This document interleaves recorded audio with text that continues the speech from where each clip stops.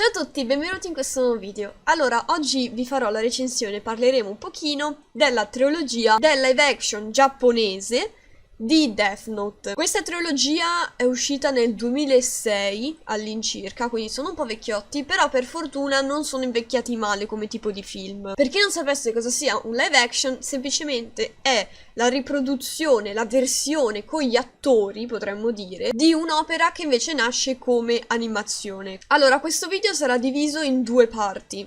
Nella prima parte parleremo dei primi due film che seguono la storia originale, quindi quella dell'anime potremmo dire, quella da cui fanno riferimento, e poi nella seconda parte parleremo del terzo film che invece è a sé. Quindi specifico che non ci saranno dei veri e propri spoiler, nel senso che Death Note ormai è uscito un po' di anni fa, quindi un po' tutti dovremmo averlo visto, essendo probabilmente in Occidente, anche di più che in Oriente, uno degli anime più importanti a livello di popolarità. Quindi tutti più o meno lo abbiamo visto, ne abbiamo sentito parlare. Se non lo abbiamo visto è perché non ci interessa vederlo. Per questo ho deciso di fare la prima parte con, tra virgolette, degli spoiler, nel senso che, siccome la prima parte, i primi due film, sono effettivamente l'anime, potremmo dire, vi dirò quelli che sono i cambiamenti principali in assoluto, dall'inizio del primo film alla fine del secondo film. Questo non vuol dire dirvi tutto, però vi dico quei cambiamenti grossi che secondo me sono positivi o negativi in base alla situazione. Per quanto riguarda il terzo film vi parlerò invece soltanto in modo un pochino più generale della trama, ma senza fare dei grandi spoiler, perché appunto è una cosa a parte. I primi due film sono molto simili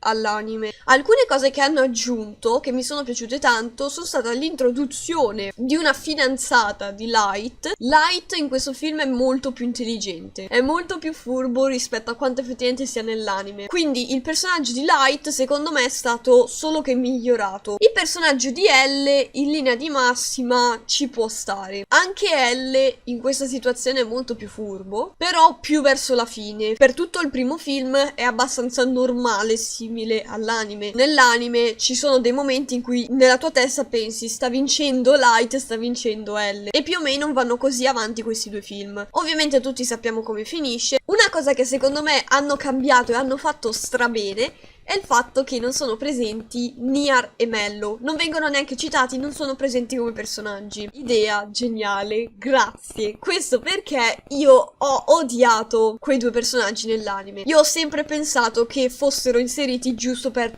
portare avanti e fare altri episodi e basta, perché la trama sarebbe potuta finire molto prima. Per quanto mi riguarda, Niar e Mello sono due personaggi non solo inutili, ma anche noiosi. Quindi vi chiederete, quando muore Light? Perché muore, ovviamente. Allora, in tempo cronologico, con altri avvenimenti, qui non vi voglio fare lo spoiler perché secondo me è carino da vedere, perché lo hanno cambiato. Per forza di cose, Light dovrà morire prima dell'esistenza di Niar e di Mello, per quanto riguarda, se vogliamo fare una specie di timeline dell'anime. Allora, per alcuni aspetti questo finale è meno tragico, questo perché ci sono molte meno morti, ma è molto più tragico dal punto di vista di Light. Poi devo dire che la figura di Ryuk, la figura di Rem, a parte che non so per quale motivo Rem abbia una voce maschile in questo film, mentre nell'anime era caratterizzato da questa voce androgina femminile. Quindi mi ha fatto una stranezza esagerata, perché appunto era molto bello il rapporto che c'era tra Misa e Rem, che andava oltre l'amore romantico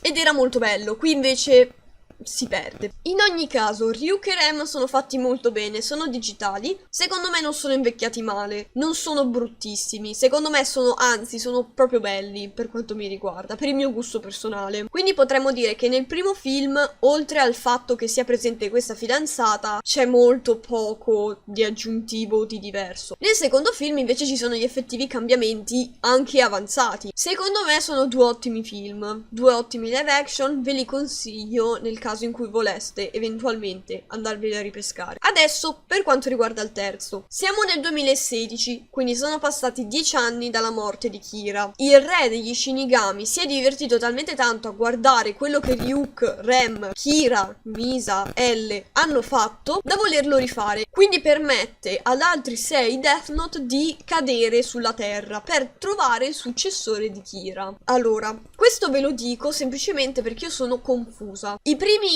8 minuti, letteralmente, del film sono ambientati in Russia. Il che non c'è niente di male di per sé, se non fosse che guardandolo in lingua originale oppure guardandolo in italiano, perché esiste anche il doppiaggio italiano, dopo ne parliamo, parlano in russo per 8 minuti. Ora, io non so voi, non so i giapponesi, ma non penso che moltissimi giapponesi conoscano il russo, me compresa. Di solito in queste scene mettono proprio a schermo nel film dei sottotitoli. In generale ci mettono i sottotitoli della lingua di chi ha prodotto il film, quindi in questo caso è un film giapponese, ci dovrebbero essere i sottotitoli almeno in giapponese. Non erano presenti i sottotitoli anche in italiano, mettendo il doppiaggio non era doppiato, in giapponese non è doppiato e non ci sono aggiunti i sottotitoli, soltanto aggiungendo i sottotitoli italiani mi fa vedere cosa dice. La scena di questo tizio in Russia che trova il libro, parla, legge le regole del libro, noi già le conosciamo, quindi ha senso che ce le dica in russo, perché chi se ne frega, le sai già. Ma tu non mi puoi fare 8 minuti senza neanche i sottotitoli. Ma perché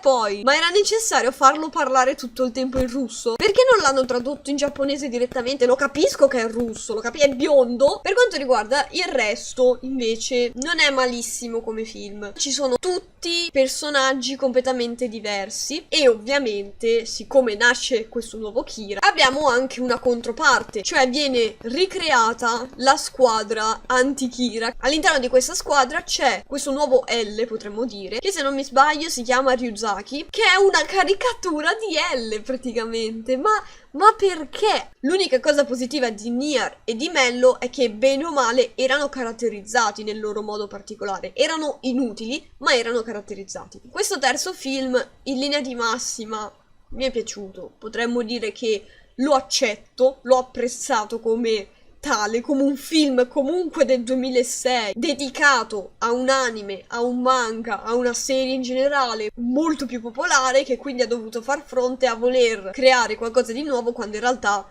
non è che potevi creare questo granché. Il doppiaggio non è male anche proprio a livello di quello che viene detto. Io questi 3 film li ho scovati su Amazon Prime Video. Se questa recensione finisce qui, fatemi sapere un pochino che cosa ne pensate di questi film, se avete visto l'anime, se avete letto il manga. Vi ricordo anche di seguirmi su Instagram, dove pubblico ogni volta quando sta per uscire un video, e quando inizierò a vedere un pochino più di gente che inizia a seguirmi, inizierò a utilizzarlo molto di più. Se volete vedere altri video, iscrivetevi, mettete la campanellina perché sono un canale piccolo, quindi purtroppo le notifiche si perdono. E niente, noi ci vediamo al prossimo video.